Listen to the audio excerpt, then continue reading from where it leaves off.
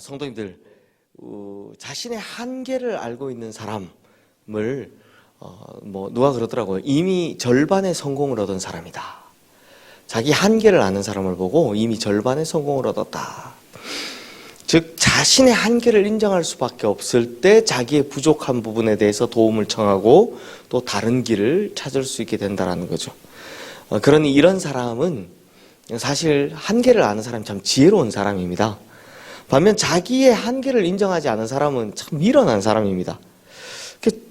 참 자기 한계가 없다라고 생각하는 사람이 멋있는 사람인 줄 알았는데 참 미련한 사람이다. 생각해보니 그렇더라고요. 예를 들어서 어느 사람이 수학 문제를 풉니다. 학생이 열심히 풉니다. 엄청 열심히 풀었는데 안 풀립니다. 고민을 하다 아무리 고민을 해도 안 풀립니다. 그러면 어떻게 하면 됩니까? 어떻게 하면 됩니까? 빨리 선생님한테 가서 선생님 이거 안 풀리는데 하고 물어보면 됩니다. 근데 그렇게 하면 쉽게 해결되는 걸 자기 실력은 안 되는데 그걸 계속 붙들고 하루 종일 이틀 3일 있어봐야 안 풀리는 거 붙들고 있으면 안 풀리는 겁니다. 계속 똑같습니다. 왜? 자기 한계가 거기까지니까.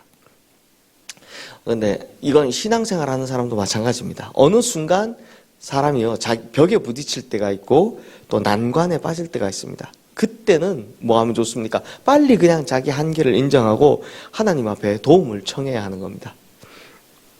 자, 성도님들, 오늘 우리가 읽은 이 본문을 기준으로 이제 욥기의 1라운드가 끝이 납니다.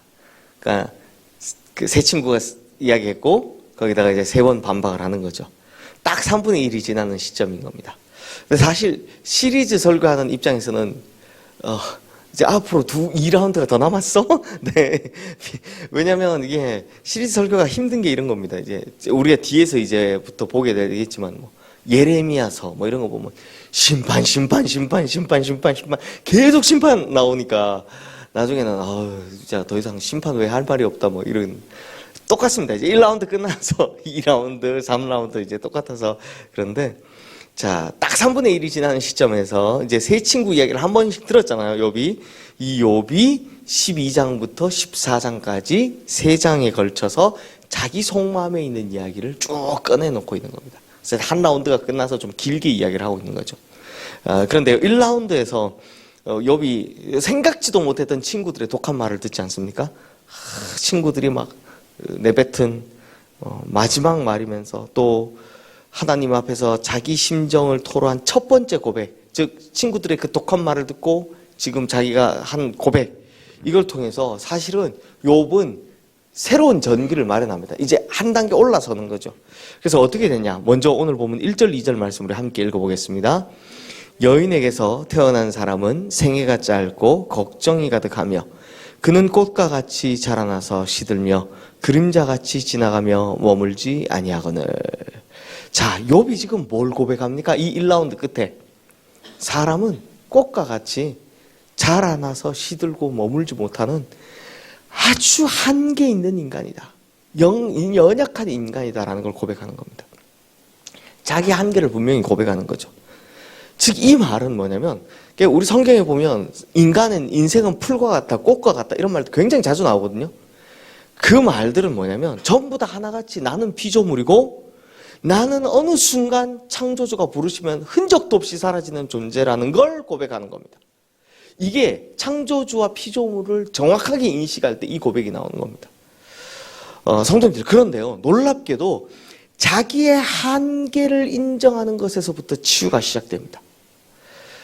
여기에서부터 새로운 인생이 시작되고 새로운 도전이 시작됩니다. 나는 꽃과 같다. 나는 풀과 같다. 나는 흙으로 만들어진 존재다. 이걸 인정해야 놀랍게도 삶의 여정이 제대로 보이기 시작하는 겁니다. 성도님들, 여행 다녀보셨습니까? 혹은 이렇게 혹시 군대에서 독도법이란 거 아십니까? 지도 읽는 법인데요. 제가 이제 후보생 때, ROTC 후보생 때 이렇게 그때는 이제 성남에 학교가 있어가지고 그냥 좌표 하나만 던져주고 가라고 합니다. 그러면 이제 알아서 가는 겁니다. 근데 그때 뭘 느끼냐면 대부분 실패합니다. 왜냐하면 좌표를 정확하게 설정하지 못해서 목적지를 대부분 다 틀리게 갑니다. 처음 해보니까 좌표를 불러줬는데 그 좌표를 잘못 찍은 겁니다.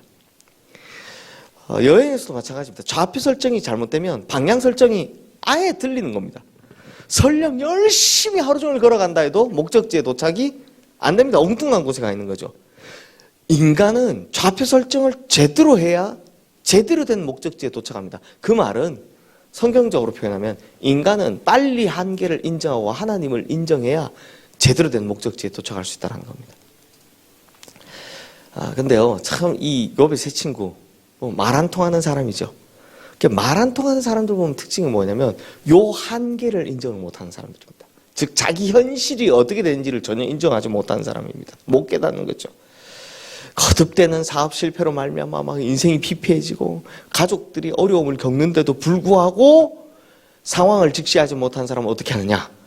여전히 일확천금을 꿈꾸고 막 코인이나 뭐 이렇게 주식 같은데 막 투자를 합니다. 왜요? 한계 인정이 안 되거든요. 난 할 수 있다 이렇게 생각하기 때문입니다. 그래서 지금 이미 가세가 기울어서 지금 가족들이 힘들어하고 있는데도 뭐 어디서 돈을 끌어와서 엉뚱한 데 투자를 하고 있는 거죠. 그 인생이 순항하겠습니까? 좌표를 잘못 찍었으니 침몰하는 거죠. 하지만 다행스럽게 욥은요, 자기에게 다가온 이 어려움을 겪으면서 드디어 자기 인생에 대해서 한계를 인정합니다. 인생에 대해서 뭐라고 하느냐? 우리 한문식 표현하면 화무시비론 같은 인생이다. 붉은 꽃 열을 가는 법이 없다. 그런 인생이다. 그리고 나는 흙과 같이 부서질 수밖에 없는 인생이다. 이걸 이제 드디어 고백을 하는 겁니다. 그리고 이제 욥이 한 걸음 더 이제 나가는 거죠. 한계를 인정했으니 이제 하나님 하고 이제 나가는 겁니다. 그 부분이 12절 13절 말씀인데 우리 함께 읽어보겠습니다. 사람이 누우면 다시 일어나지 못하고 하늘이 없어지기까지 눈을 뜨지 못하며 잠을 깨지 못하느니라.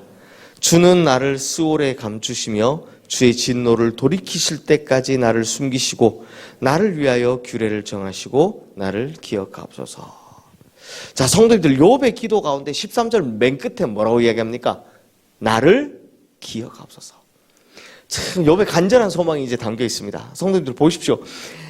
욥은 하나님께 간절하게 기도하면서도 회복해 주십시오 라는 기도를 한 번도 한 적이 없습니다. 잃어버린 물질을 회복해 주십시오. 잃어버린 자녀 회복해 주십시오. 잃어버린 건강 회복해 주십시오. 이 끊어진 관계 회복해 주십시오. 이런 기도 하나도 없습니다. 왜요? 자기 역시 뭘 안 겁니까? 꽃과 같이 시드는 인생, 풀과 같이 사라지는 인생을 제대로 깨달았기 때문입니다. 그 대신에 내가 여기서 어차피 얻어봐야 이건 다 뭐다? 그냥 화무시비롱이다. 이걸 깨달으니까 뭘 바라는 겁니까? 영원하신 하나님께서 자기를 기억해 주길 바라는 겁니다. 자, 이제 이 앞에 이야기가 이해되십니까? 앞에 스토리가 뭐 있습니까? 내 인생이 화무시비롱 같다. 그러니 내가 지금 쥐고 있었던 그 모든 것도 역시나 마찬가지로 다 화무시비롱이다. 그러면 결론은 뭐다? 영원하신 하나님이 나를 기억해 주는 거. 이걸 바라는 겁니다. 그러니 지금 아이가 뭘 기도하냐? 하나님 나를 놓지 마시고 하나님 기억의 어느 한 자리라도 저 좀 차지하게 해주세요. 하나님의 기억의 파편에 한 자리 제 이름 좀 남게 해주세요. 그것만 해도 저는 만족하겠습니다. 라는 기도를 드리고 있다는 겁니다. 성도님들 참 생각해보면 얼마나 큰 변화입니까? 근데 또 생각해보면 얼마나 힘들어서 이런 것까지 깨달을 수 있었을까? 이런 생각을 합니다. 하지만 드디어 하나님 앞에 자기가 이 땅에서 누릴 수 있는 소유가 아니라 하나님 나를 기억해 주십시오 라는 이 놀라운 변화는 결국 회복으로 가는 길이 되는 겁니다. 결국 하나님의 은혜를 덧입는 새로운 시작이 되는 겁니다. 그래서 욥기 이야기할 때 되게 간단하게 이야기하시는 분들이 어떻게 이야기하냐면 앞에서 잃어버린 거 저 끝에 가면 다 2배로 받잖아요. 다 2배로 받으면서 자녀만 2배로 안 받으니까 자녀는 천국에서 자녀는 똑같은 수로 받고 나머지 다 2배로 받거든요. 그 욥기를 간단하게 설명하시는 분은 중간에 이 내용을 싹 다 빼고 뭐라고 이야기합니까? 하나님이 이 고난을 주셨는데 그랬더니 저 믿음을 잘 지켰더니 2배로 축복하셨다. 이게 아니고요. 지금 욥은 뭐라고 고백하는 겁니까? 지금 자기가 이 땅에서 가지고 있는 많은 것들이 중요한 게 아니라 영원하신 하나님이 날 기억해 주는 게 더 중요합니다. 이걸 드디어 이제 고백했다라는 겁니다. 그러므로 성도님들, 오늘 우리도 기도하면서 욥처럼 우리의 한계를 바르게 인식하고 하나님께만 의지하는 우리 성도님들 되시기를 주님의 이름으로 축원합니다. 사실 하나님 앞에 숨길 게 뭐가 있겠습니까? 우리가 하나님 앞에 인정하지 못할 게 뭐가 있겠습니까? 그냥 그대로 나의 부족함, 나의 연약함, 처해 있는 어려운 현실, 내 마음에 일어나는 여러 갈등, 그냥 이것들 다 이렇게 욥처럼 토로하시면 되는 겁니다. 다만 욥의 마지막 기도처럼 하나님의 기억에 내가 있기를, 하나님의 기억 한편에 내가 있는 것으로만으로도 만족하기를, 그렇게 기도하시는 우리 성도님들 되시기를 주님의 이름으로 축원합니다. 이 시간 오늘 주신 말씀 기억하며 우리 함께 기도하겠습니다.